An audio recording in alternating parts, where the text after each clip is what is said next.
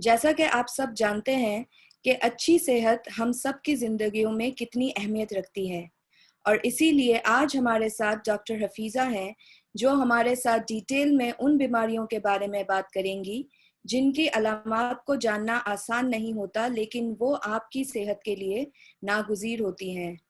Doctor हफीज़ा 1987 से AKU से मुंसलिक हैं और वो AKUH में एज अ फैमिली फिजिशियन काम करती हैं। डॉक्टर हफीज़ा पिछले 25 सालों से आगा खान हेल्थ सर्विसेज में अपनी खिदमात अंजाम दे रही हैं और इस दौरान उन्होंने कराची में बहुत सारे हेल्थ अवेयरनेसेस के प्रोग्राम भी किए हैं।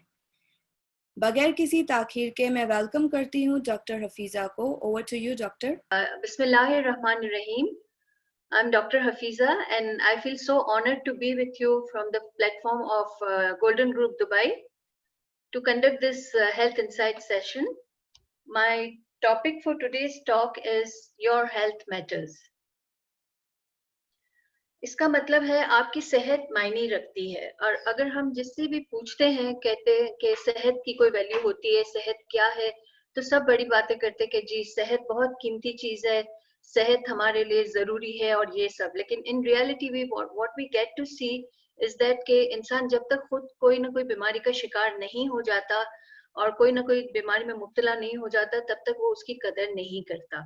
और कुछ तो ऐसे भी हैं कि बीमार होने के बाद भी अपनी सेहत की कदर नहीं करते। हम आज के जो सेशन है इसमें ये बताएंगे कि बहुत कुछ एम्फेसिस इस पे करूंगी कि आप अपनी सेहत को उस वक्त संभालें जब ये आपके पास है। तो हम पहले आज की जो हमारी जो टॉप बात है उसमें मैं आपको बैकग्राउंड में ये बताऊंगी कि सेहत और wellness, what is health and wellness. उसके बाद हम डिजीजेस पे बात करेंगे और उसको डिस्कस करेंगे और फिर कंक्लूड करूंगी मैं अपना सेशन। तो first of all I would like to make you understand and I don't know जो आम इंसान है वो हेल्थ को किस तरह से डिफाइन करते हैं कि हमें कोई बीमारी नहीं है, हमें कोई दर्द नहीं, खांसी नहीं, हम तंदुरुस्त हैं। लेकिन जो वर्ल्ड हेल्थ ऑर्गेनाइजेशन है वो हेल्थ को जो डिफाइन करती, जो डेफिनेशन है उसमें ये है कि health is a state of complete wellbeing जिसमें हमारी mental, physical and social wellbeing हो, यानी हम जहनी तौर से, जिस्मानी तौर से और समाजी तौर से हम हमारे जो इर्द गिर्द सोशल हमारे कॉन्टेक्ट है उनके साथ हम सही रह रहे हैं कि नहीं रह रहे हैं। सिर्फ बीमारी का एब्सेंट होना इज नॉट हेल्थ। इससे आगे हम जाते हैं तो वेलनेस एक कंडीशन होती है, इसको व्हाट वी से कि it is the optimal state of health, optimal state of being. इसके अंदर आप देखें इसके मल्टीपल डायमेंशंस हैं कि हमें क्या क्या चीजें जरूरी जो हम बेहतर से बेहतरीन जिंदगी की तरफ जाएं या जिसको हम कहते हैं कि क्वालिटी लाइफ की तरफ जाएं। तो उसके लिए हमें और भी फैक्टर्स पे वर्क करना पड़ता है, हमारे ब्रेन की डेवलपमेंट करनी पड़ती है, हमारे सोशल रिलेशंस और मेंटल फिजिकल के साथ साथ हमें अपने फाइनेंस, हमारी स्पिरिचुअल ग्रोथ, इन सबको जमा करके। तो अगर एक हेल्दी माइंड, हेल्दी बॉडी होगा तो वो कांस्टेंट एफर्ट्स करते रहते हैं कि अपने सारे पोटेंशियल्स, अपनी सारी कोशिशें वो यूज करके कोशिश करते हैं कि बेहतर से बेहतरीन की तरफ तो जाए। तो इसके लिए इसी स्टेट को हम कहते हैं कि क्वालिटी लाइफ है ये। हम अब बात करते हैं डिजीजेस की, बीमारियों की। बीमारियां ये होती कि बहुत सारी बीमारियां हैं, हर बीमारी पे तो हम बात नहीं कर सकते, लेकिन ये है कि इन बीमारियों को दो बड़े ग्रुप में डिवाइड किया गया है। एक वो बीमारी जो फैलने वाली बीमारी, एक इंसान से दूसरे इंसान, माहौल से, हमारे बिहेवियर से, खून चढ़ने से, इंजेक्शन से, मुख्तलिफ तरीके से हमें एयरबॉर्न डिजीज के जरिए हमारे अंदर जाती हैं, तो वो फैलने वाली बीमारियां कहलाई जाती हैं। और कुछ बीमारियां ऐसी हैं जो नॉन कम्युनिकेबल, जो सेकंड ग्रुप ऑफ डिजीज है वो नॉन कम्युनिकेबल डिजीज है जो एक से दूसरे को नहीं लगती हैं।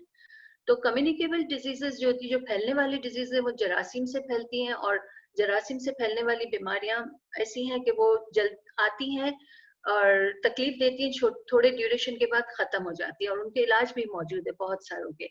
जबकि हम देखें कि ये जो हमारी नॉन कम्युनिकेबल डिजीज या तो सेल के अंदर होती है या खून की नालियों के अंदर होती है या केमिकल चेंजेस और उसकी वजह से होती है। जो फैलने वाली बीमारियां वो बहुत ही बारीक जरासीम से होती है, स्मॉल, जो नेकेड आई को विजिबल नहीं होते, वो वाले जो जर्म्स हैं, तो उनके नाम है जैसे वायरसेस है, बैक्टीरिया, फंगाई एंड प्रोटोजा। उनकी बहुत सारी बीमारियां हैं, तो उसमें हम तफसील में ज्यादा नहीं जाएंगे क्योंकि तकरीबन सारी ट्रीटेबल है, इनकी दवाएं मौजूद है और ये कोई इतना बड़ा बर्डन नहीं, एक्सेप्ट दैट कि हेपेटाइटिस बी है ऐसी चीज जो लाइफ लॉन्ग डिजीज दे सकती है, मगर उसके भी इलाज मौजूद है, जिसपे मैं आगे आपको बताऊंगी कि इसकी वैक्सीन वगैरह भी मौजूद है। फैलने वाली बीमारियां इस तरह फैलती कि ज्यादा तो एयरबॉर्न डिजीज होती है, फिर खाने पीने की चीजों से, फिर जो बीमार मरीज है, जैसे कि ये आप देखते हैं कि ये बीमार इंसान है, ये खांसता है तो ये किस तरह दूसरों को जर्म्स देता है, इनसे नजदीकियां बढ़ाने से जर्म्स, हमारे मच्छर इस इंसान से इस इंसान को बाइट करेगा तो भी दे सकता है। तो फैलने वाली बीमारियों से बचा जा सकता है इस तरीके से कि जैसे कि अगर हम अपनी हाइजीन मेंटेन करें, कि फिजिकल हम हमारे इर्द गिर्द का माहौल, हमारी खुद की बॉडी, हमारे हाथ, ये वो सब हमें ना साफ सुथरा रखें, तो उससे है ना हमारे को बीमारियां कम लगती हैं। फिर इसके बाद जैसे कि आजकल हम देखते हैं कि मास्क पहनने को कहा गया, आजकल जो कोविड निकला हुआ है, तो कोविड हालांकि देखो कितना वो छोटा सा जरासीम वायरस से है, लेकिन लकीली इससे सिर्फ 2 to 3% डेथ्स हो रही है, 97% सेल्फ रिकवरी हो रही है। तो मगर उसमें हमें फासला मेंटेन करना होता है, मास्क पहनना होता है।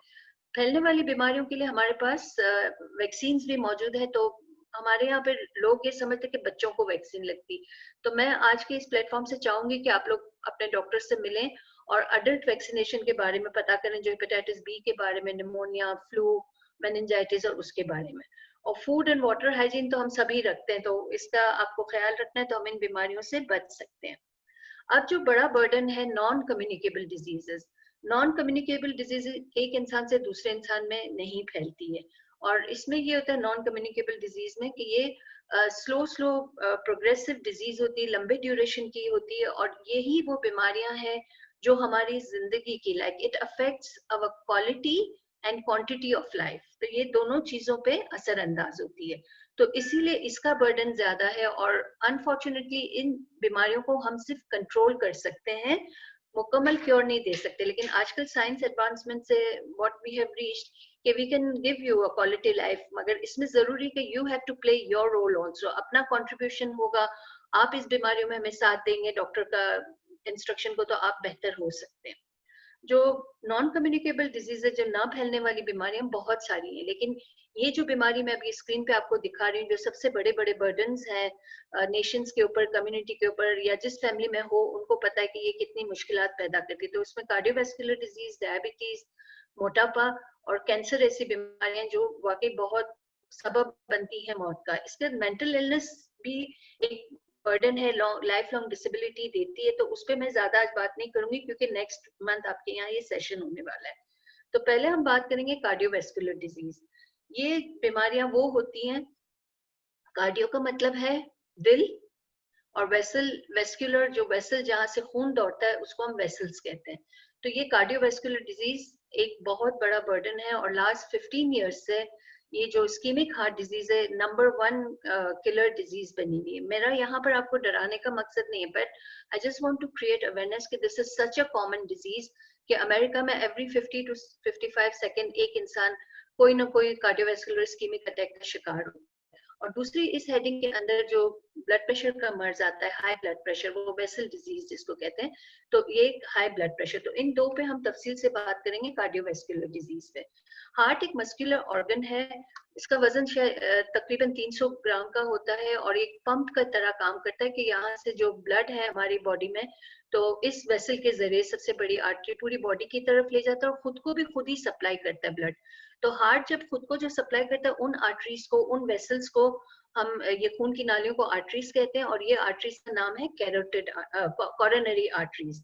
तो इनमें जो सबसे नंबर 1 डिजीज है इस्कीमिक हार्ट डिजीज, तो ये उस वक्त होती है, इस बीमारी में क्या होता है कि दिल को हमें पूरी तरह से खून नहीं पहुंचता, खून के जरिए क्या जाता है, हमारा न्यूट्रिशन, हमें ऑक्सीजन मिलती है, तो बॉडी में जाता है तो हर जगह पे पहुंचाएगा। इसी तरह अगर हार्ट पे अगर खून नहीं पहुंचता तो उससे क्या होता है कि हार्ट को ऑक्सीजन कम मिलती, तो उसके नतीजे में वो उसकी मसल्स डैमेज होती जाती है और वीक होती जाती है, और उसके नतीजे में आहिस्ते आहिस्ते हार्ट किन प्रॉब्लम्स का शिकार होता है, इन प्रॉब्लम का, कि उसको एंजाइना भी होता है, मायोकार्डियल इन्फार्क्शन मतलब हार्ट अटैक्स भी हो सकता है। और जगह जगह से, जैसा कि आप देखें कि अगर हार्ट को जगह जगह से खून नहीं मिलेगा, तो आप देखें इसका कलर्स क्या हो रहे हैं, ये डैमेज होते जाता है हार्ट, फिर then it fails to work as a pump, it becomes a weaker pump, तो बॉडी को अच्छी तरीके से ब्लड सप्लाई नहीं दे सकता। इसके अलावा ये रिदम भी चेंज हो जाता है हमारा इस्केमिक हार्ट डिजीज की वजह से। और इसकी वजह क्या होती है? इसकी वजह ये होती है कि जो हमारी खून की नाली होती है उसके जो पैसेज होता है, जो उसका रास्ता होता है, वो इतना बड़ा गोल, प्रॉपर गोल होता है। लेकिन एथेरोस्क्लेरोसिस एक कंडीशन है जिसमें ये होता है कि जो खून के अंदर चर्बियां होती हैं, जो फैट्स होती हैं, जिसको हम कोलेस्ट्रॉल कहते हैं, तो वो है ना आहिस्ता आहिस्ता हमारी वेसल्स के अंदर डिपॉजिट होने लगता है। ये जगह आप देखें तो उसके नतीजे में आप देखें कि इसकी जो रास्ता है वो अब इतना रह गया, पहले इतना बड़ा रास्ता था, ये पूरा रास्ता था, अब ये रास्ता डिपोजिशन की वजह से छोटा हो गया। तो इसके जरिए क्या होगा कि कम खून हार्ट को पहुंचेगा, और कम खून पहुंचेगा तो अंडर स्ट्रेस एक्सर्शन के बाद तो हार्ट को ऑक्सीजन की कमी होगी, तो अगर नैरो है तो हमें एंजाइना सिर्फ होगा, ठीक है। और ये एंजाइना शो कर रहा है कि अगर खून कम पहुंच रहा है तो हमें एंजाइना होगा। लेकिन कभी कभार यही प्लेक्स जिसको कहते हैं, जो फैट के डिपॉजिट्स हैं, ये प्लेक्स, तो ये कभी कभार ब्रेक हो जाती हैं, और ब्रेक होने से ना तो वो केमिकल भी रिलीज करती हैं और साथ में ब्लीड भी करते हैं, और उसके नतीजे में इस पिक्चर में आप क्लियरली देख सकते हैं कि ये पैसेज को बहुत टाइट कर दिया, और यहाँ पर इसने इस वेसल को वो क्लॉट बन के ब्लॉक कर दिया, और ये पूरा एरिया हमारा डेड हो गया। तो अगर ये बड़ी वेसल को ब्लॉक करता है तो बिग एरिया अगर डेड होता है तो विद इन अ मिनट और 2 बहुत लाइफ लॉसेस भी हो सकते हैं। लेकिन अगर छोटी छोटी वेसल्स है तो उसमें इस तरह का नहीं होता। तो इसको हम ये हार्ट अटैक हो रहा है, यहाँ पर ये टोटल ब्लॉक हो गए तो उससे मसल डैमेज होती है और उससे ये हार्ट अटैक हो रहा है। और यही चीज जो डिपोजिशन ऑफ कोलेस्ट्रॉल है, ये हमारे जिस्म की हर आर्टरी में हो सकता है। अगर ये ब्रेन में होता है, ब्रेन की आर्टरीज को अगर ब्लॉक करता है तो ये हमें फालिज या स्ट्रोक या सेरिब्रोवास्कुलर एक्सीडेंट कैन कॉज, तो जिसकी वजह से again disability and life loss का सबब बन सकता है। और हम देखते हैं कि कौन लोग ऐसे हैं जिनमें ये प्रोसेस या डिपोजिशन, एथेरोस्क्लेरोसिस में डिपोजिशन ऑफ कोलेस्ट्रॉल, तो ये किन लोगों में ज्यादा होता है? तो उम्र एक तकाजा है। हम ये नहीं समझे कि हमें 2 साल से ये प्रॉब्लम हुआ या 1 साल से हार्ट का हुआ, नहीं, it takes years and years, बहुत साल लगते हैं कि हमें ये डिपोजिशन होती रहती है। तो age is one of the risk factor. जैसी उम्र बढ़ती जाती है तो मर्दों में है ना ये 10 साल पहले शुरू होती है औरतों के मुकाबले में। औरतों में ये होता है कि मेनोपॉज के बाद ये अमल फास्ट होता है क्योंकि उनका हार्मोन खत्म हो जाता है। तो ये एज मर्द के अंदर ज्यादा होना और फैमिली हिस्ट्री ज्यादा हो, अगर हमारे है फैमिली में अगर किसी को हार्ट डिजीज से, हार्ट अटैक से अगर 55 इयर्स की से भी कम उम्र में कोई मर्द का इंतकाल हो जाए या 65 की एज से कम उम्र में औरत का इंतकाल हो जाए तो प्री मेच्योर डेथ्स कहलाई जाती है। तो वो फैमिली में अगर हिस्ट्री है तो वो हमारे लिए एक रिस्क फैक्टर होगा। तो आप लोग सब ध्यान में रखें कि ऐसे कोई रिस्क फैक्टर्स आपके अंदर है कि नहीं। फिर हम ये 3 देखें, ये 3 को हम कहेंगे टेररिस्ट हैं। High cholesterol, high blood pressure, diabetes, ये एक दूसरे की मदद करते रहते हैं, ऑपोजिशन बेंच की तरह के एक दूसरे को कोशिश करते हैं। ये तीनों हमारे डिपोजिशन ऑफ फैट को प्रमोट करते हैं। तो इन तीनों का अच्छा कंट्रोल होना बहुत जरूरी है। फिर हम देखते हैं कि स्मोकिंग एंड अल्कोहल वो भी प्रमोट करता है डिपोजिशन ऑफ, मतलब अल्कोहल ट्राइग्लिसराइड को बढ़ाता है, ट्राइग्लिसराइड एक बैड कोलेस्ट्रॉल है, वो हमारी वेसल्स को थिक करता है, डिपॉजिट होता है। स्मोकिंग के अंदर जो केमिकल्स हैं वो वेसल्स को नैरो करते हैं, वो हार्ट अटैक का सबब बनते हैं। फिर हम देखते हैं obesity is a big big problem these days. मोटापा वो भी हमें हार्ट अटैक की तरफ ले जाता है। फिर वो लोग जो इनएक्टिव होते हैं उनको होता है, या फिर जो लोग गलत खाने खाते हैं, जो कोलेस्ट्रॉल बढ़ाए, नमक, ब्लड प्रेशर बढ़ाए, शुगर बढ़ाए, वो खाने गलत है। इसके अलावा हार्ट अटैक की जो प्रॉब्लम है वो उन लोगों में भी होती है जो स्ट्रेस बहुत रखते हैं। तो स्ट्रेस को कोप अप करना हमें it's not easy for everyone, लेकिन आपने कोशिश जरूर करनी है। और अगर आप किसी वजह से कामयाब नहीं होते तो approach your doctor, seek help from your doctor कि मैं स्ट्रेस को कोप अप नहीं कर सकता, क्योंकि स्ट्रेस बढ़ेगा तो आपका प्रेशर, आपकी शुगर और हार्ट अटैक के चांसेस बढ़ते हैं। जो एंजाइना है, जो लोग समझते कि बीमारी, एंजाइना बीमारी नहीं है, वो चेस्ट पेन उस वक्त उठना जबकि दिल को ऑक्सीजन ना मिले और मे भी न्यूट्रिशन, उसको ब्लड सप्लाई कम हो, तब हमें ये पेन होता है। और उसका किस तरीके से हम एक्सपीरियंस करते हैं कि हमें शदीद वो चेस्ट में टाइटनेस फील होती है, और वो या कि हमें वजन फील होता है कि कुछ 5 किलो का कोई वजन रख दिया है। और ये पेन हमें बैक की तरफ भी जा सकता है, नेक की तरफ, जबड़ों, जॉस की तरफ। और औरतों में वो नेक और बैक की तरफ ज्यादा होता है, औरतों में ठंडे पसीने भी आते हैं। और फिर ये इस तरह है कि किसी को सांस भी फूल सकता है। ये जो एंजाइना का पेन है ये एक्सर्शन से, थोड़ी हम एक्टिविटी करते हैं उस पर ये आता है, और फिर उसके बाद ये होता है कि हम रेस्ट करते हैं तो ठीक हो जाता है। लेकिन अगर ये रेस्ट करने से ठीक ना हो तो आपको चाहिए कि आप हॉस्पिटल जाएं, क्योंकि ये फिर डेवलप हो जाता है इनटू अनस्टेबल एंजाइना। अनस्टेबल यानी वो कंट्रोल में नहीं आएगा, कभी बढ़ेगा कभी कम होगा, और फिर ये हार्ट अटैक की तरफ ले जा सकता है। वो लोग जिनको पहले से पता है कि हमें हार्ट का प्रॉब्लम है, कॉर्नरी आर्टरी डिजीज है, तो वो अपने पास डिस्प्रिन और एंजिसिड रखें, ताकि जब कभी इनको ये हो तो जबान के नीचे ये गोली रख लें। शिद्दत अगर एंजाइना की बहुत ज्यादा हो और वो कई 15 मिनट से ज्यादा चले तो वो इशारा कर रहा है कि ये हार्ट अटैक की तरफ जा सकता है। तो ये हमें ध्यान करना है कि ये इस किस्म का पेन है। कुछ लोग है ना इसको गैस की तरह भी फील करते हैं कि हमें इनडाइजेशन फील होता है, और ये तो इनडाइजेशन अगर खाने के बाद हो तो समझ आता है कि हाँ ये डाइजेशन का प्रॉब्लम है, हाजमे का प्रॉब्लम है। बगैर खाने की टाइमिंग के अगर आपको हाजमे की जैसी शिकायत लगे तो ये भी हार्ट का इंडिकेटर है।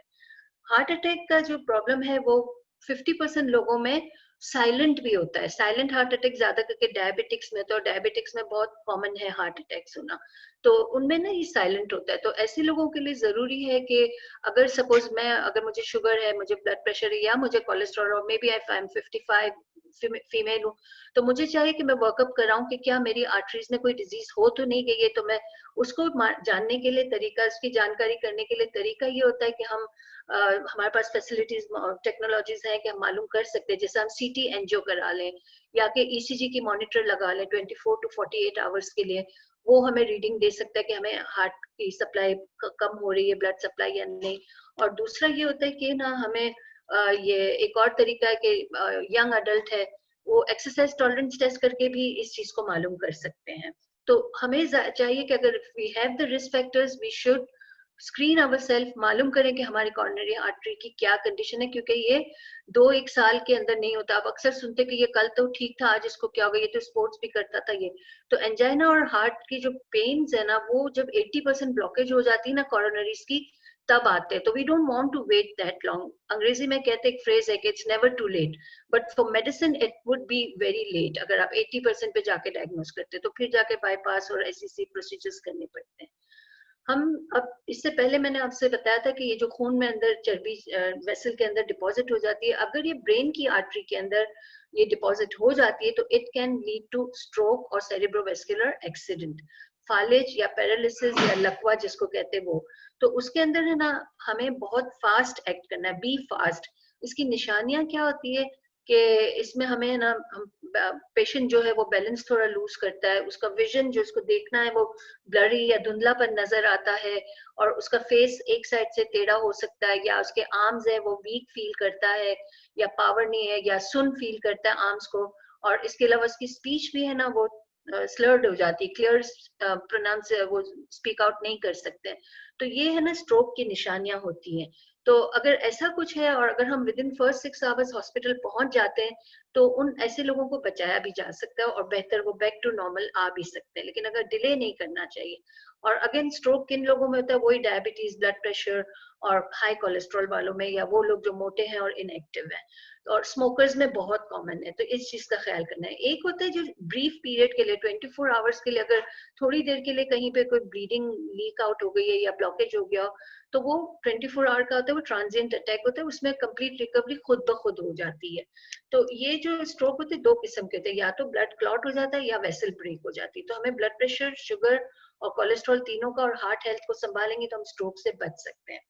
अब हमने जो बात की थी एथेरोस्क्लेरोसिस, क्योंकि हम हार्ट अटैक और ये इस पे ज्यादा आज बात कर रहे हैं, तो जो कल्प्रिट है, जो जिस वजह से ये खून की नालियां तंग हो जाती हैं या बीमार हो जाती हैं, वो उसकी वजह ये होती है कि खून के अंदर जो हमारा ये फैट होता है, कोलेस्ट्रॉल होता है, वो अगर उसकी लेवल जितनी चाहिए उससे हटकर हो जाए, जैसे कि जो 2 किस्म के कोलेस्ट्रॉल होते हैं, एक बैड कोलेस्ट्रॉल होता है, एक गुड कोलेस्ट्रॉल होता है। बैड कोलेस्ट्रॉल को हम कहते हैं लो डेंसिटी कोलेस्ट्रॉल, और गुड कोलेस्ट्रॉल को हम कहते हैं हाई डेंसिटी। तो लो डेंसिटी कोलेस्ट्रॉल जो बैड कोलेस्ट्रॉल है, उसकी क्वालिटी ये होती है कि वो है ना डिपोजिशन करता है, लेयर्स बनाता रहता है ब्लड वेसल में, और वेसल की जो रास्ता है उसको तंग से तंग करता जाता है, और कहीं पे ब्लॉक भी कर सकता है, तो ये प्लेक फॉर्मेशन करता है। लेकिन जो गुड कोलेस्ट्रॉल, जो हाई डेंसिटी हमारा कोलेस्ट्रॉल है, उसको हम कह सकते हैं कि it's a vacuum cleaner, it removes the bad cholesterol from the vessel, और उसको ले जाके लिवर में फेंकता है, लिवर उसको जाके तोड़ के और डिस्कार्ड कर देता है, लाइक रिमूव कर देता है फ्रॉम द बॉडी। तो गुड कोलेस्ट्रॉल हमें अगर कम हो या बैड कोलेस्ट्रॉल हमारा ज्यादा हो, उस कंडीशन को हम हाइपरलिपिडीमिया या डिसलिपिडीमिया कहते हैं, और फिर उसकी वजह से हमें मुख्तलिफ किस्म के प्रॉब्लम्स होते हैं। अब लोग कहते हैं कि हमें गुड कोलेस्ट्रॉल क्या खाने से मिलता है। Good cholesterol of course olives and virgin oil, olive oil का, एवोकाडो, एंड देन जो पर्पल कलर के बेरीज होते हैं, पर्पल कलर के जो फ्रूट्स होते हैं, कैबेज होती है, रेड कैबेज, वो, और फिर जो नट्स हैं, अगर रॉ फॉर्म में हम लें और just handful of nuts, not a lot, वो लें तो उससे हमें गुड कोलेस्ट्रॉल मिलता है। लेकिन जो best source of increasing our good cholesterol is increasing your physical activity. अपनी हरकत में बरकत है जो हम कहते हैं ना, आप अपनी हरकत को बढ़ाइए, जिससे क्या होगा कि आपका गुड कोलेस्ट्रॉल बढ़ेगा, और वो बैड कोलेस्ट्रॉल अगर ज्यादा भी है तो उसको जमने नहीं देगा, उसको लेयर्स बनाने नहीं देगा, और हमें हार्ट प्रॉब्लम, स्ट्रोक से बचा सकता है। बैड कोलेस्ट्रॉल हमें कहाँ से मिलता है? ये जो मतलब स्टेक खा रहे हैं या बीफ का बहुत big big portion, veal meat हम बीफ का खा सकते हैं, लेकिन दूसरे जो बीफ के पोर्शंस है या big portions of red meat, या फिर जो जमी हुई चिकनाई है, घी है, मक्खन है, मार्जरीन है, और फास्ट फूड्स है, ये सारी चीजें है ना, और बहुत सारे जो जमी हुई जो चीजें हैं, उन चीजों से हमें बैड कोलेस्ट्रॉल बढ़ता है। तो ये हमें आपको बताना है कि हमारी लेवल्स क्या होनी चाहिए कोलेस्ट्रॉल की। तो टोटल कोलेस्ट्रॉल हमारा अगर ये बता रहे 200, तो अभी की जो गाइडलाइन आई है उसमें तो अब कहते हैं कि 160 से नीचे रखो इसको। जितना हम किनारे पे क्यों खड़े, why stay at the edge, आप एज से हट के अंदर की तरफ आए, तो try to keep it around 150 160 total cholesterol को। और अपना जो बैड कोलेस्ट्रॉल एलडीएल है, दैट्स द बैड कोलेस्ट्रॉल, उसको हमें रखना है 100 के अंदर। और गुड कोलेस्ट्रॉल जो है मर्दों को 40 से ज्यादा रखना है, औरतों को 50 से ज्यादा रखना है। अब हम ये बात करेंगे कि एक और भी कोलेस्ट्रॉल है जिसको हम ट्राइग्लिसराइड कहते हैं, वो जो ब्लड की फैट है, सॉरी, उसको हम ट्राइग्लिसराइड कहते हैं। ये हमें कब हमारे अंदर आती है? क्योंकि कोलेस्ट्रॉल तो हमारे लिवर खुद बना रहा होता है, हमारे बॉडी में बन रहा होता है, प्लस हम ऊपर से जो खाते हैं और इनएक्टिव रहते हैं, और उसकी वजह से बढ़ता है। ट्राइग्लिसराइड क्या चीज है? वो भी एक किस्म की फैट है जो हमें इंजूरियस है, like it deposits into the blood vessel, और ब्लड वेसल को टफ भी कर देती है, रफ एंड टफ कर देती है। तो इसको, ये हमें कहाँ से आती है कि जब जो भी खाना खा रहे होते हैं, अगर एक्स्ट्रा कैलोरीज हम लेते हैं ना, तो वो कन्वर्ट हो जाती है इनटू बॉडी, इनटू ट्राइग्लिसराइड, और फिर वो जाके यूज नहीं होती, फैट सेल्स में जाके डिपॉजिट होती है, और फिर इस तरीके से ब्लड में इसकी लेवल्स बढ़ती जाती है। इसकी लेवल्स कभी कभार अगर बहुत ज्यादा 500 को क्रॉस कर ले, तो वो हमारे पेनक्रियास को, जहाँ से डायबिटीज कंट्रोल होता है, उसको भी डैमेज कर देगी। तो we have to be very very vigilant, very careful about triglyceride.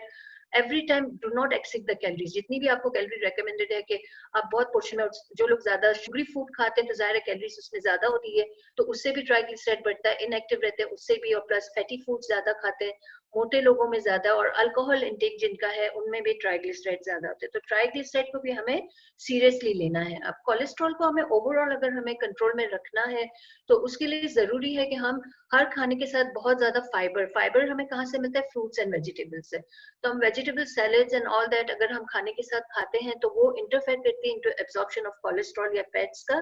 तो उससे हमारा क्या होता है कि अगर हम खा भी लिए हैं, तो वो जज्ब इतना ज्यादा नहीं होगा। तो आप हमेशा स्मॉल पोर्शन फैटी फूड का लें, और ऐसी फैट्स लें जो हेल्दी है, नट्स है, ऑलिव्स है, और ऐसी चीजें लें, और फिजिकली एक्टिव रहें, तो आपका कम होगा। अब जैसे मैंने आपसे थोड़ी देर पहले बात की थी, atherosclerosis it builds up in years, बहुत साल लगते हैं। तो इसीलिए अभी जो वर्ल्ड हेल्थ ऑर्गेनाइजेशन की गाइडलाइन है, अमेरिकन हार्ट एसोसिएशन की, कि कोलेस्ट्रॉल की स्क्रीनिंग, कोलेस्ट्रॉल का चेकअप 20 साल की उम्र में करा लेना चाहिए, खासकर उन लोगों को जिसकी फैमिली रिस्क फैक्टर्स हैं, कि जहाँ पे अर्ली हार्ट डेथ्स हुई है, या जहाँ पर शुगर कोलेस्ट्रॉल का मर्ज है, तो उनको 20 इयर्स की एज पे अपना कोलेस्ट्रॉल चेक करके देख लेना चाहिए। अगर ज्यादा है तो अकॉर्डिंगली लाइफस्टाइल चेंज करना है। अब हम कार्डियोवास्कुलर के दूसरे जो कॉमन डिजीज है, जो इट्स सो कॉमन के 1.3 billion people are suffering from high blood pressure disease. तो before understanding what is high blood pressure, मैं आपको बताऊंगी कि ब्लड प्रेशर है क्या। ब्लड प्रेशर हम उसको कहते हैं जो खून हमारी जो वेसल से गुजर रहा, आर्टरीज और वेन से गुजर रहा होता है, तो आर्टरीज के ऊपर जो ब्लड गुजरते हुए जो उसकी दीवार पे जो प्रेशर डालता है उसको हम ब्लड प्रेशर कहते हैं। तो ब्लड प्रेशर हमारे डिफरेंट सिचुएशन में अप एंड डाउन होगा, कॉफी ले ली, कैफीन ले लिया, एक्सरसाइज कर ली, स्ट्रेस लिया, अप एंड डाउन होता है, लेकिन हमारी बॉडी में ऑटो मैकेनिज्म होता है, इट ब्रिंग्स इट डाउन और नॉर्मल पे ले आती है, जैसे हम रिलैक्स हो जाते हैं। अगर यही ब्लड प्रेशर परसिस्टेंटली हाई है, लंबे अरसे के लिए अगर वो ज्यादा रहता है, ज्यादा देर के लिए ऊपर की तरफ रहता है, तो it can be very very harmful, जो कि मैं आपको बताऊंगी कि क्यों जरूरी है ब्लड प्रेशर को कंट्रोल करना। अब ब्लड प्रेशर का मर्ज अगेन किन लोगों में होता है, जिन लोगों के फैमिली हिस्ट्री हो उसमें भी होता है, और कुछ लोगों को कुछ हार्मोन डिजीज की वजह से भी होता है, कुछ लोगों को किडनी डिजीज की वजह से भी होता है, लेकिन ज्यादा कॉमन जो ब्लड प्रेशर हाई होने की जो मर्ज है उसको हम एसेंशियल हाइपरटेंशन कहते हैं, वो प्राइमरी हाइपरटेंशन, उसमें हमें कोई वजह अंदर बॉडी में मिलती नहीं कि कोई हार्मोन भी सब सही है, किडनी भी सही है, फिर भी हाई प्रेशर हो रहा है। तो प्रेशर को कंट्रोल करना बहुत जरूरी है, और नॉर्मल रीडिंग्स में आपको पहले बता दूं कि क्या होती है जो 2017 की गाइडलाइन में, तो optimal blood pressure, the maximum blood pressure भी 120/80। पहले हम अक्सर मरीजों से सुनते कि नहीं डॉक्टर मेरी तो उम्र 60 इयर्स है, मेरा अगर 150 हो गया तो क्या, नाउ दे से every adult for them the optimal blood pressure, beyond that उससे बढ़कर वो एलिवेटेड ब्लड प्रेशर कहलाएगा या हाई ब्लड प्रेशर। तो ये रीडिंग्स आप देखेंगे 120 से हमें नीचे रहना है, 180 से फिर 80 से नीचे रहना है। दो रीडिंग्स होती है ब्लड प्रेशर की, जब हार्ट कॉन्ट्रैक्ट होता है तो ऊपर की रीडिंग देता है, और रिलैक्स होता है जब रीफिल होता है तो वो नीचे की रीडिंग देता है। तो अगर हमारे ऊपर की रीडिंग 120 129 है, भले नीचे का 80 है, तो भी हम एलिवेटेड में जाते हैं, फिर stage 1 and stage 2 blood pressure आ जाता है। ब्लड प्रेशर अगर 130 से 139 एंड 80 टू 89 नीचे का आता है तो हम स्टेज 1 है, एंड देन स्टेज 2 में anything which is 140/90 is high blood pressure. तो इस पे हमें एक्शन लेना पड़ता है। अब ब्लड प्रेशर के लिए अक्सर लोग कहते हैं like it is I said it's very common and it is called a silent killer, it hardly gives you any symptom unless के बहुत ज्यादा अगर 220 130 के करीब चला गया, 120 नीचे का हो गया, ऊपर का 220, तो कुछ लोग एक्सपीरियंस करते हैं इस सिम्टम को कि उनको हेडेक होता है, नाक से खून आना, नजर धुंधली होना और पसीना पसीना आना और सर भारी हो जाना, ये महसूस कर सकते हैं। और बहुत कम परसेंटेज के ऐसे लोग हैं जो 170 पे भी कुछ फील करते हैं, but most of the people do not experience any symptom. तो इसीलिए don't ever wait for symptoms of high blood pressure. Many patients हमको आकर क्या कहते हैं कि हमको फील होता है तब हम ब्लड प्रेशर की गोली देते हैं। तो हेडेक तो लो प्रेशर वालों को भी होता है, सर में भारीपन तो लो प्रेशर वालों को भी होता है, तो क्या उसके लिए आप वो समझेंगे कि आप हाई प्रेशर का हो गया? नो, आपको ये करना है कि आपकी डॉक्टर के एडवाइस के मुताबिक आप अपने टारगेट्स पे पहुंचना है कि मुझे इतना बीपी रखना है, अपनी दवाएं बाकायदा लें, monitor your blood pressure, don't wait for the symptom. और ये है कि ब्लड प्रेशर की दवाई कोई लंबा अरसा काम नहीं करती, कुछ 6 घंटा करती, मैक्सिमम 24 आवर्स करती। तो you have to keep the compliance, take your medications very regularly, मगर सिवाय मेडिसिन, सिर्फ मेडिसिन से काम नहीं करना है, you have to change your lifestyle, जो कि मैं लाइफस्टाइल के पोर्शन में डिस्कस करूंगी। मगर जो बहुत इंपॉर्टेंट चीज है कि आपने है ना नमक कम खाना है, वजन कम करना है, शुगर को कम करना है, कोलेस्ट्रॉल को कम करना है, तो ब्लड प्रेशर कम होगा, और फिजिकल एक्टिविटी बढ़ानी है। तो ब्लड प्रेशर का ये है। अब क्यों जरूरी है ब्लड प्रेशर को कंट्रोल करना और या के 120/80 के अंदर रखना? तो पहले तो हम देखते हैं कि हार्ट अटैक रिस्क बढ़ जाता है, कि अगर जब ब्लड प्रेशर हमारा ज्यादा होता है तो हार्ट डैमेज होता है।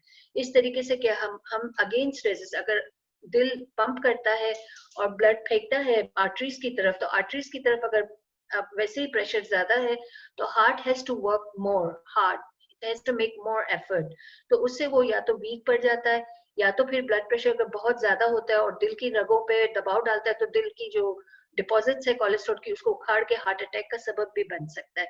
तो ये या तो फेलिंग हार्ट कर सकता है, या हार्ट मसल्स को वीक कर देता है, या के हार्ट अटैक्स भी कर सकता है।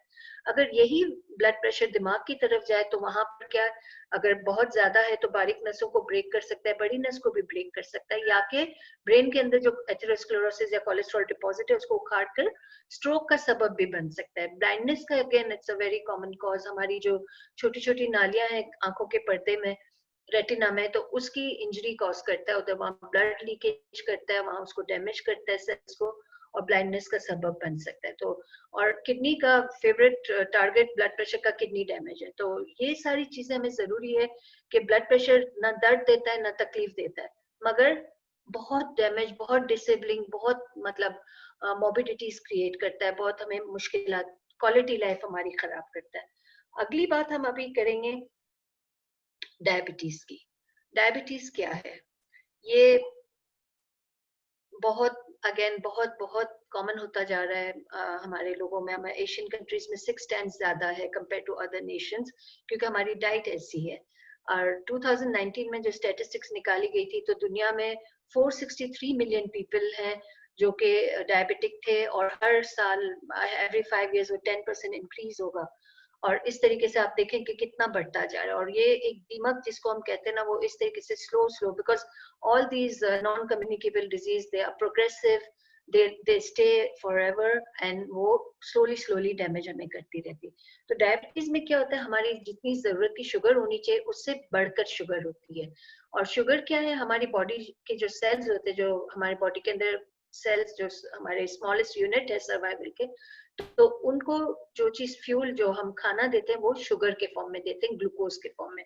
तो our body uses glucose as a fuel.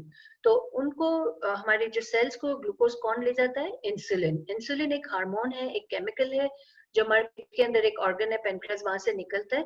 तो डायबिटीज उन लोगों में होती है जहां पर या तो इंसुलिन कम निकल रहा होता है, या कि इंसुलिन काम सही नहीं कर रहा होता है। यानी कि उसका काम है कि जो भी खाना हम खाते हैं वो ब्रेक होता है, और उससे फिर शुगर रिलीज होती है। सिंपल शुगर ग्लूकोज की फॉर्म में निकलती है, ब्लड के अंदर जा रही होती है, और फिर इंसुलिन उसी शुगर को ले जाके जगह जगह पे पहुंचाता है सेल में।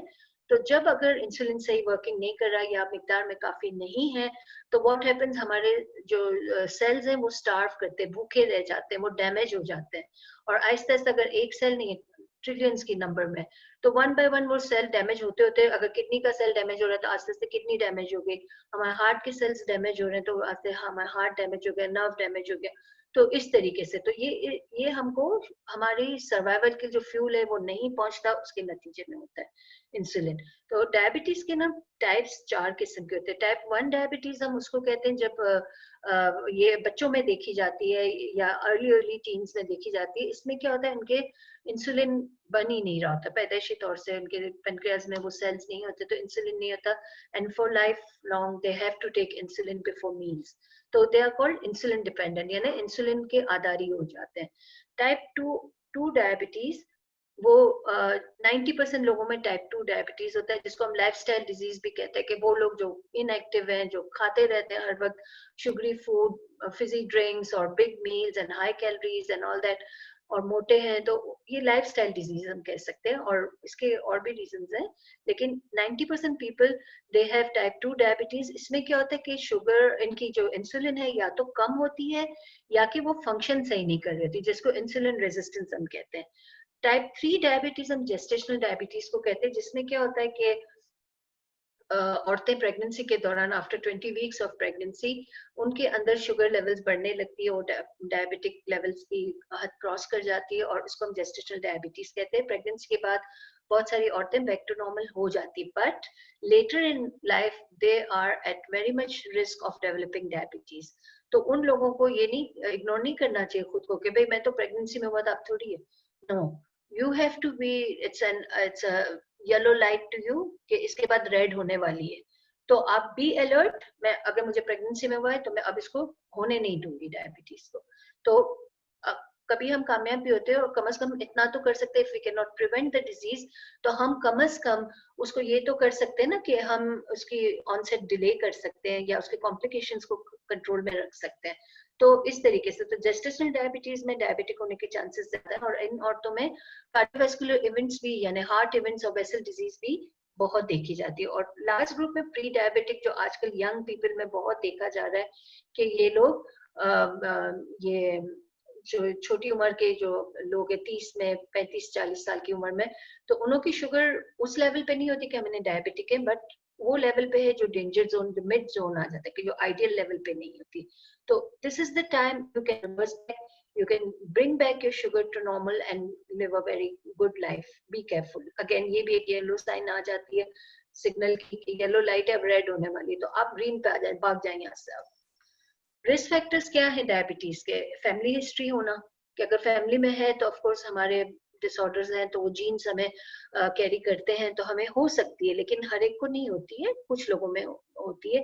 तो लेकिन फैमिली हिस्ट्री है तो हमें स्क्रीन करके देख लेना चाहिए, चेक कर लेना चाहिए। जब हम अडल्ट होते हैं तो अपनी शुगर को देखें, अगर 20 साल की उम्र पे नहीं है तो 25 साल पे देखेंगे, नहीं है तो 30 साल पे देखेंगे, इस तरीके से। डायबिटीज उन लोगों में बहुत कॉमन है जो पुअर डाइट के, पुअर डाइट का मतलब ये नहीं कि कम खाते हैं, वो लोग जो ओवर ईट करते हैं, जो एक्स्ट्रा कैलोरीज लेते हैं, जो शुगरी फूड या अल्कोहल लेते हैं या इस तरह की चीजें बहुत खाते हैं, फास्ट फूड्स और drinks and juices and all that. और फिर वो लोग जो एक्सरसाइज नहीं करते, वो लोग जो ओवरवेट है, उनमें ज्यादा डायबिटीज देखी जाती है। फिर हाई कोलेस्ट्रॉल वालों में और हाई प्रेशर, जो मैंने कहा कि ये एक दूसरे की हेल्प करते रहते हैं। नॉर्मल शुगर्स क्या होनी चाहिए? फास्टिंग शुगर अगर हम देखें तो 70 से 100 मिलीग्राम वो आइडियल शुगर है, जिसको हम कहते हैं फाइन। और जो प्री डायबिटिक, जो टाइप 4 डायबिटिक हमने आपसे कहा था, प्री डायबिटिक जिसको रिस्क ऑफ डायबिटीज है, उनकी फास्टिंग शुगर 100 से लेके 125 पर होती है। तो अगर हम मिनीमोल्स में आपके यहाँ पर है तो 70 टू 100 का मतलब है कि एनीथिंग फ्रॉम 3.6 टू 5.5। और प्री डायबिटिक में जो ये वाला हमारा ग्रुप है, ये वाला, तो इसके अंदर रिस्क ऑफ डायबिटीज 100 से 125 का मतलब है कि 5.7 से लेके 6.9 तक अगर है तो हमें डायबिटीज हो सकता, हम प्री डायबिटिक ग्रुप में। एनीथिंग बियॉन्ड 126 या anything beyond 7 millimoles is diabetes. तो ये वो चीज होती है। तो हमें अपनी कोशिश करनी है कि एज पे नहीं रहना है, try to be here as much as possible. अगर आप इधर भी चले गए तो इधर आने की कोशिश करें, वहां नहीं जाना आपने। और देन हम 2 आवर्स पोस्ट मील को अगर देखते हैं तो जो डायबिटिक्स है उनको चाहिए कि वो अपना 2 आवर्स पोस्ट मील 140 के आसपास रखे। 50 इयर्स एंड ऑनवर्ड्स 150 तक रख सकते हैं, 60 इयर्स वाले 160 पर रखें। तो ये levels, you should be knowing your targets, you should be knowing what are the good controls. क्योंकि आप आंख बंद करके चलेंगे तो यू विल बैंक समवेयर, तो वो टकराना नहीं है, हमें टकराएंगे तो हमें चोट लगेगी। तो open up your eyes, you should know what is, because I told you initially at the beginning, play your role, contribution आपकी तरफ से हमें, आपका ताउन, आप अपनी मदद आपके जरिए अपनी शुगर्स को और ऐसी नॉन कम्युनिकेबल डिजीजेस को बचा सकते हैं। हम बेड टाइम पे भी चेक कर सकते हैं, तो ये रीडिंग्स होनी चाहिए। अब शुगर की क्या क्या निशानियां होती है, कि हमें पता कैसे चले? जैसे मैंने कहा ब्लड प्रेशर का नहीं मालूम पड़ता, लेकिन शुगर वालों को पता चल जाता है। उनको अगर जख्म हो जाए तो वो ठीक नहीं होते, उनको यूरिन बार बार आता है, उनको भूख ज्यादा लगती है, उनको कमजोरी, थकन, जल्दी जल्दी थक जाते हैं, और ये खाते ज्यादा हैं। औरतों में इन्फेक्शन ज्यादा होता है, पाँव में जख्म हो जाए या पाँव सुन हो जाते हैं। और इसके अलावा उनको प्यास ज्यादा लगती, प्यास इसलिए ज्यादा लगती कि खून में इतनी ज्यादा शुगर हो जाती कि वो किडनी को उसको निकालना पड़ता है शुगर को, तो उसके लिए वो यूरिन के जरिए ही निकाल सकती है। तो यूरिन निकल जाता है तो बहुत सारे डायबिटिक डिहाइड्रेट भी हो जाते हैं। तो डायबिटिक्स के लिए खास इंस्ट्रक्शन है कि आप लोग प्लीज पानी अपना उतनी मिकदार में लेके आपका यूरिन लाइट कलर का आए। तो ये निशानी थी डायबिटीज की। और क्यों जरूरी है शुगर को कंट्रोल करना?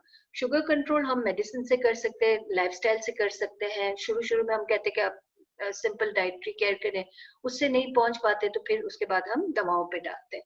और इसके अलावा आखिरी में अगर नहीं फिर भी संभालते तो इंजेक्शन पे, इंसुलिन पे डालना पड़ता है। और शुगर के कंट्रोल को, जैसा हमने आपको टारगेट्स पे मैंने बात की थी, तो यहाँ मैं चाहती थी आप लोगों को बताऊं कि एक शुगर का टेस्ट होता है हीमोग्लोबिन A1C, वो हमें 3-3 महीने जरूर करा के देखना होता है। और ये असल चोर को पकड़ता है, ताकि वो बताता है कि ओवरऑल आपकी शुगर किस लेवल पे रही है गुज़िश्ता 3 महीने में। इसमें ये होता है कि ग्लूकोज का मॉलिक्यूल वो हीमोग्लोबिन से अटैच हो जाता है और उसको हम लेवल को चेक करते हैं। तो 7 के अंदर हमें रखना है अपने आप को, तो हम टारगेट डैमेज से बच सकते हैं। अगर हीमोग्लोबिन A1C जो 3-3 महीने हमें करके देखना है शुगर का बेस्ट कंट्रोल असेसमेंट देखने के लिए, तो अगर वो 7 से ऊपर जाता है, that means it can cause target damage. और टारगेट डैमेज क्या क्या होता है? शुगर को नॉर्मल रखना क्यों जरूरी है?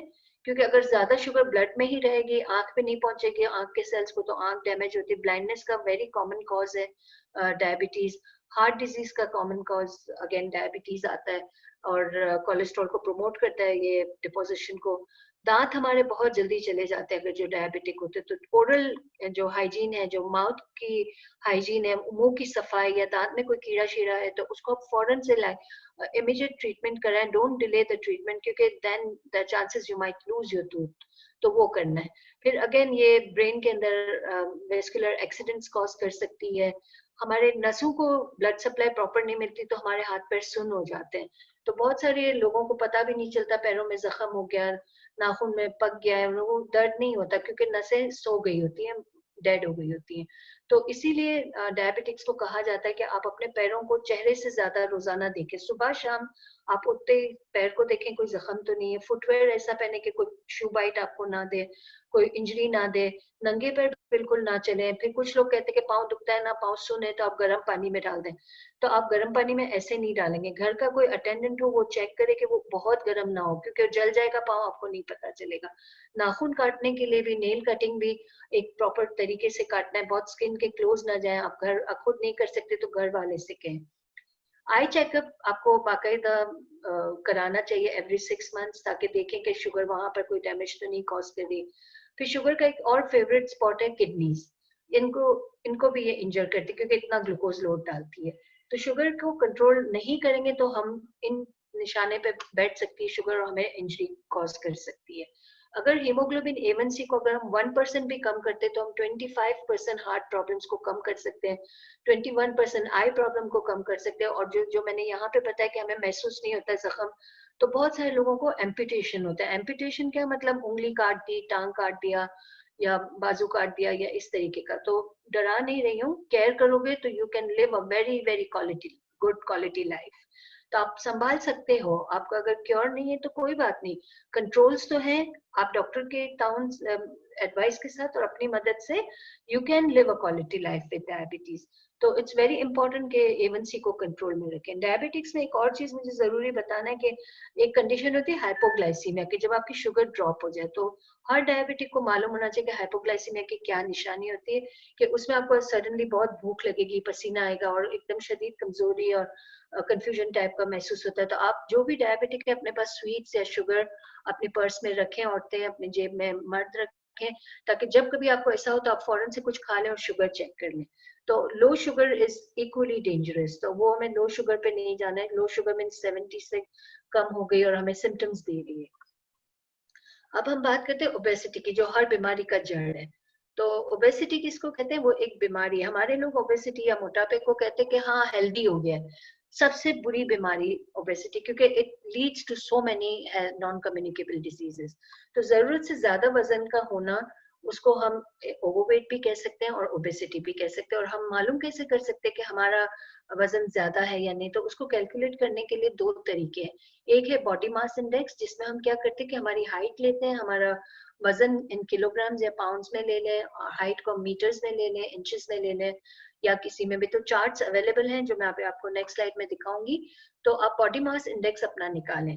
तो उसके जरिए जो गाइडलाइंस है अमेरिकन हार्ट हेल्थ और डायबिटीज वालों की, तो वो कहते हैं कि जो लोग ग्रीन में रहते हैं, तो बॉडी मास इंडेक्स है ना 18 से लेके 50 तक जा सकता है। तो anybody who is in this green colour, ये आइडियल वेट है। तो एशियंस में हमारे यहाँ जैसे यहाँ पे बता रहा है 18.5 to 24.9, मगर जब सब जो पाकिस्तान, इंडिया, बांग्लादेश के लोग हैं, उनके लिए ये 23.5 कट ऑफ दे रहा है। क्योंकि अगर उससे ज्यादा अगर हमारा होगा ना तो हम ओवरवेट में चले जाएंगे। तो हमें इस जोन में रहना है। तो चलो 24 कट ऑफ रखो, 19 to 24।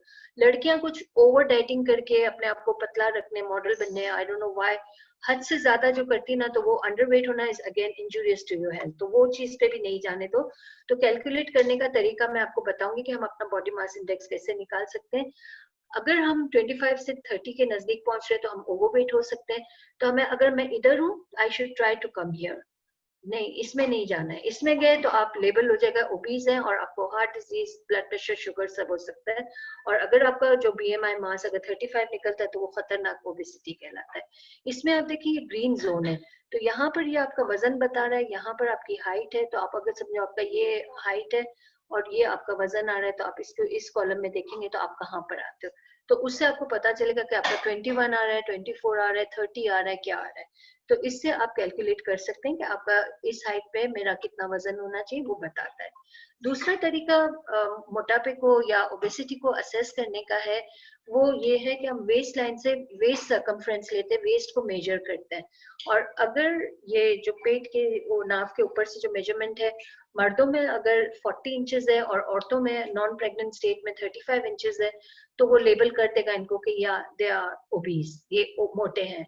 और सेंट्रल ओबेसिटी, जिन लोगों को इस मोटापे को हम सेंट्रल ओबेसिटी कहते हैं, या हाथ पैर पतले पेट सिर्फ भारी है, तो वो लोगों में हार्ट रिस्क ज्यादा है, स्ट्रोक रिस्क ज्यादा है।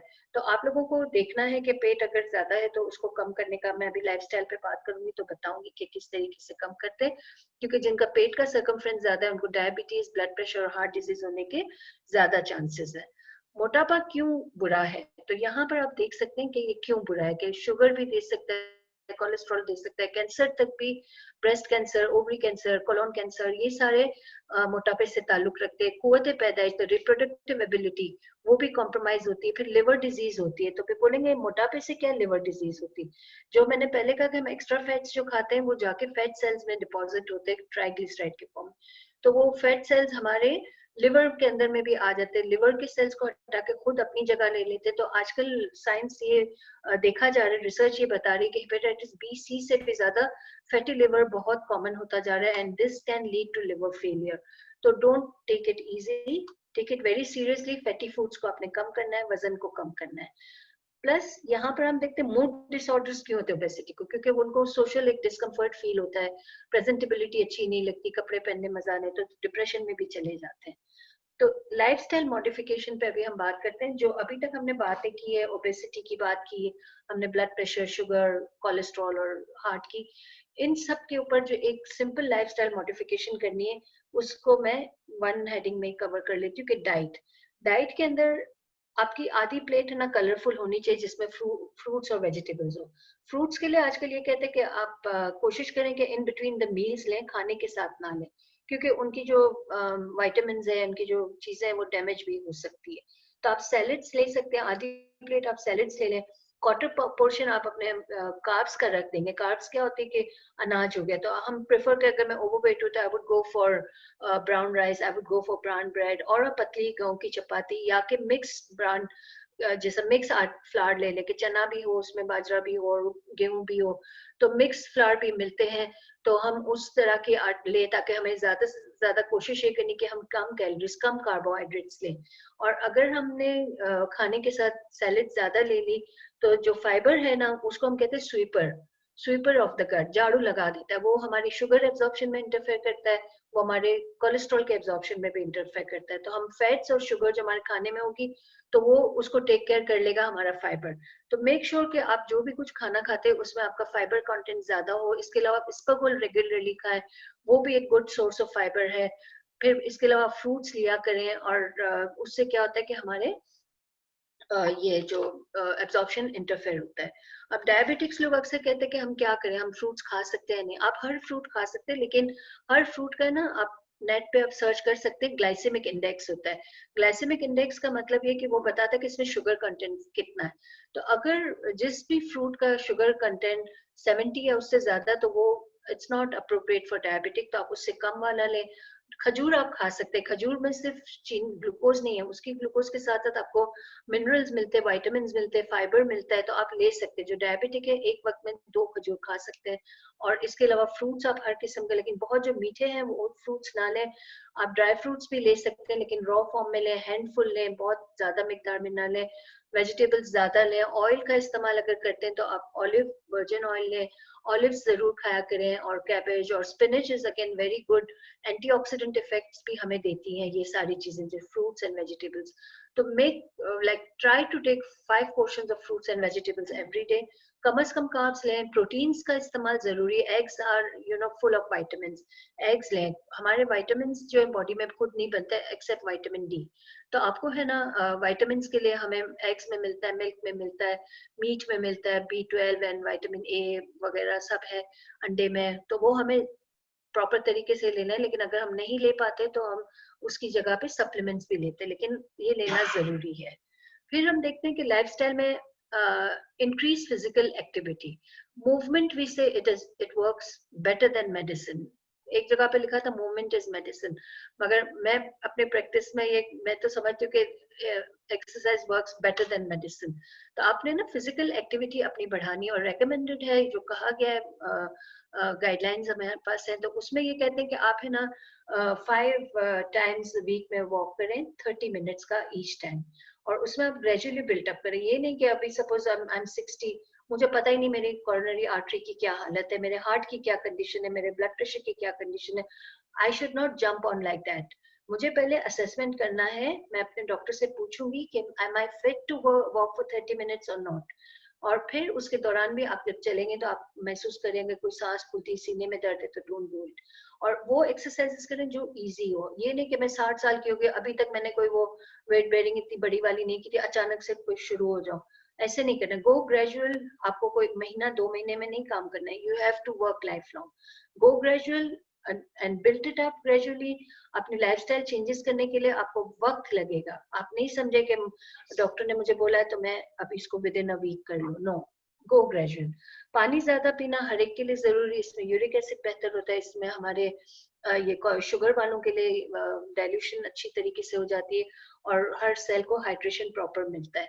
मगर ये नहीं कि मैं इतना पानी पी लूं कि बिल्कुल डाइल्यूट हो जाए मेरे केमिकल्स, उतना नहीं। हमें इतना देखना कि हमारा यूरिन का कलर लाइट येलो आना चाहिए, that means we are taking appropriate amount of water. फिर हम देखते हैं कि स्लीप, स्लीप हमारी बहुत जरूरी है, क्योंकि स्लीप के दौरान फायदे क्या होते हैं कि हमारे बॉडी के अंदर जो damaging effect wear and tears होता है वो स्लो डाउन हो जाता है, इन्फ्लेमेशन वो स्लो डाउन होता है, ब्रेन हेल्थ बेहतर होती है। जैसे अल्जाइमर्स बड़ी उम्र में जाके जो ब्रेन वेस्टिंग डिजीज होती है वो इतनी कॉमन नहीं होती उन लोगों में जो लोग अच्छी स्लीप लेते हैं। और स्लीप की क्वालिटी अच्छी होनी चाहिए, 6 to 9 आवर्स ले सकते हैं, लेकिन कोशिश करें बेहतरीन क्वालिटी हो। तो कंफर्ट्स अपने देख लें अपने। जो लोग डे लाइट में वॉक करते हैं तो उनको स्लीप हार्मोन रिलीज होता है, तो वो it helps them in sleeping. रात के वक्त कैफीन वाली चीजें, चाय कॉफी वगैरह ज्यादा ना लें जो कि आपकी नींद को इफेक्ट कर सकती हैं।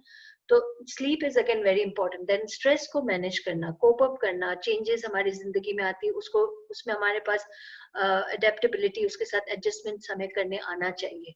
हर कोई के लिए आसान नहीं है। अगर आप नहीं कर पाते अपनी तरफ से कोशिश करें कि आपने मेडिटेशन किया, आपने एक्सरसाइज किया, आपने डीप ब्रीदिंग किया, आपने अपनी तरफ से जो भी मसले हैं सॉल्व करने की हेल्प ली, ये वो। फिर भी अगर आप स्ट्रेस्ड आउट फील करते हैं, कोई शर्म नहीं है, आप जाएं डॉक्टर पास, आप बताएं कि आई फील स्ट्रेस्ड आउट, तो वो आपको हेल्प कर सकते हैं बिहेवियर से भी, मेडिसिन से भी। तो स्ट्रेस मैनेज करना is very important, heart risk भी कम करता है। स्मोकिंग सिजेशन पॉसिबल है, it is not an impossible thing. और smoking can lead to any kind of cancer, it can cause heart problem, strokes and everything. Smoking is very very important to stop, बहुत injurious है, इसमें 200 से ज्यादा chemicals होते हैं। फिर इसके अलावा अल्कोहल का इंटेक लिवर डैमेज करता है, लिवर कैंसर कर सकता है, तो हमें कम करना है। इसके बाद इन सारी लाइफस्टाइल की इसमें it's very important what I told के play your role, you should keep a track of your progress. कि मैं मेरा अगर मेरा कोलेस्ट्रॉल मुझे नीचे लाना था तो मैं ले आई, मेरा ब्लड प्रेशर को मुझे नीचे लाना था मैं ले आई, मेरा शुगर का क्या टारगेट था, have I reached my targets और नॉट। तो set goals, track, keep a track and enjoy your life. अगर आप इस पे चलते हैं तो क्वालिटी लाइफ आपको मिल सकती है। मेक श्योर कि आप है ना मछली वगैरह ज्यादा खाएं, मछली के अंदर जो कोलेस्ट्रॉल है, गुड कोलेस्ट्रॉल, वो आपको बहुत फायदा देता है। अगर वो आप नहीं पूरा अच्छी तरह आपको मिल पाता है तो कॉड लिवर ऑयल जो होता है, फिश ऑयल की कैप्सूल्स, वो भी हेल्प करती हैं, तो आप वो करें। Vitamin D, vitamin B supplements वगैरह डॉक्टर से पूछकर आपने लेनी है। अब मैं लास्ट में बात करती हूँ कैंसर की। कैंसर क्या चीज है? People think the cancer is the life sentence और डेथ सेंटेंस है, सॉरी, कैंसर को बोलते हैं डेथ सेंटेंस, लेकिन ऐसा भी नहीं है। कैंसर के आजकल बहुत इलाज आ गए हैं, बहुत ट्रीटमेंट्स आ गई हैं, और लोग बिल्कुल लंबी जिंदगियां भी गुजार रहे हैं कैंसर के साथ। कैंसर है क्या चीज? हमारे जो नॉर्मल सेल्स होते हैं वो एक सर्टेन मुद्दत के लिए काम करते हैं, फिर जब उनका काम पूरा हो जाता है तो कुछ, जैसा कि रेड ब्लड सेल्स अगर हम ले लें, वो 3 मंथ्स के बाद दे डाई ऑफ, क्योंकि उनका काम हो गया। फिर नए सेल्स हमारी बॉडी बनाती है और डेड सेल्स को हटा देती है। मगर तो ये जो नॉर्मल इंसान के अंदर ये एक डिसिप्लिन के साथ, एक मैनर के साथ, प्रॉपर इंस्ट्रक्शन के साथ काम हो रहा होता है। मगर कैंसर के अंदर क्या होता है कि कुछ डीएनए के अंदर जो चेंजेस आ जाती हैं, और वो चेंजेस के बाद ये क्या करते हैं, कोई चीज को ओबे नहीं करते, जो रूल्स हैं बॉडी के उसको ओबे नहीं करते. Uncontrolled rapid growth, abnormal growth, it goes on on on, और इतना जाती है कि वो जाके फिर ट्यूमर्स बना देती है. और ये ट्यूमर्स फिर क्या करती है, आसपास के स्ट्रक्चर्स को डैमेज करती हैं. जो हेल्दी टिश्यूज हैं आसपास के उनका खून ले लेती है, उनको डैमेज करती हैं. इसके अलावा फिर ब्लड के और पानी के जरिए हमारे जिस्म के मुख्तलिफ हिस्से में फैलती है. मगर कैंसर का इलाज भी मुमकिन है इस तरीके से कि अगर हम वॉचफुल रहें, लाइक आंख बंद करके क्यों जिंदगी गुजार रहे हैं, आप अपनी बॉडी से फेमिलियर रहें कि आपकी बॉडी के अंदर कोई चेंजेस आती है कि नहीं आती. क्योंकि कैंसर के कुछ कॉमन कैरेक्टरिस्टिक्स भी हैं और कुछ स्पेसिफिक भी हैं कि लंग कैंसर के अलग सिम्टम्स है तो ओवरी कैंसर के अलग है. लेकिन जो कॉमन कैरेक्टरिस्टिक्स है ना, वो हर इंसान को मालूम होना चाहिए कि मेरी बॉडी के अंदर क्या चेंजेस आए. मेरा वेट सडन चेंज हो रहा है, मैं लूज कर रही हूँ वेट, मैं वीक फील कर रही हूँ, मैं पेल लगने लगी हूँ, मुझे भूख कम लग रही है, या मुझे कमजोरी महसूस होती है, मेरे स्टूल का कलर, मेरे पखाने का कलर ब्लैक तो नहीं हो गया, मुझे कहीं से एबनॉर्मल ब्लीडिंग्स तो नहीं हो रही है. फिर हम अपने स्ट्रक्चर्स देखेंगे, हमें कहीं कोई गांठें वगैरह, कभी कभार स्किन पे गांठें आ जाती है, या पेट अचानक से फूल तो नहीं रहा है, या इस तरह की जो कॉमन कैरेक्टरिस्टिक्स है, या खांसी ऐसी जो ठीक नहीं हो रही है, खांसी में ब्लड आ रहा है, या कि कोई बोन का हिस्सा ऐसा, या कोई जख्म है जो हील नहीं होता, तो ये कैंसर की निशानियां हो सकती. तो we don't have to wait very long. 2-1 हफ्ता ऑब्जर्व करो, 3 हफ्ता ऑब्जर्व करो, जाके देखो. औरतों को चाहिए कि अपने बॉडी के पार्ट्स को चेक करें, कोई फील करते हैं लम्प्स वगैरह या कहीं से उनको नॉर्मल ब्लीडिंग्स होती है, they should report to the doctor. औरतों में सबसे ज्यादा जो कॉमन कैंसर है वो ब्रेस्ट कैंसर है, और मर्दों में प्रोस्टेट कैंसर है. और कैंसर्स के लिए हमारे पास जैसा कि मेमोग्राम्स अवेलेबल हैं, हम ब्रेस्ट कैंसर को पिक कर सकते हैं बिफोर टाइम. फिर मर्दों के अंदर प्रोस्टेट एंटीजन टेस्ट होता है जो कि प्रोस्टेट कैंसर को मालूम किया जा सकता है. तो प्रोस्टेटिक ग्लैंड मर्दों में होता है यूरिन के जो ट्यूब के आसपास, तो उसके कैंसर्स बहुत कॉमन है उनमें, तो उसके लिए आप एंटीजन टेस्ट करा के देख सकते हैं. फिर जिन लोगों की फैमिली में आंतों के कैंसर, इंटेस्टाइनल कैंसर है, तो वो 55 की एज पे कोलोनोस्कोपी कराएं, तो उससे पता चल सकता है. औरतों में पेप स्मेयर करा सकते हैं. तो ये स्क्रीनिंग टेस्ट जिसको हम कहते हैं वो करके हम मालूम कर सकते हैं कि कैंसर किस किस्म का है. तो ये हमें मालूम होना चाहिए अपनी बॉडी के बारे में.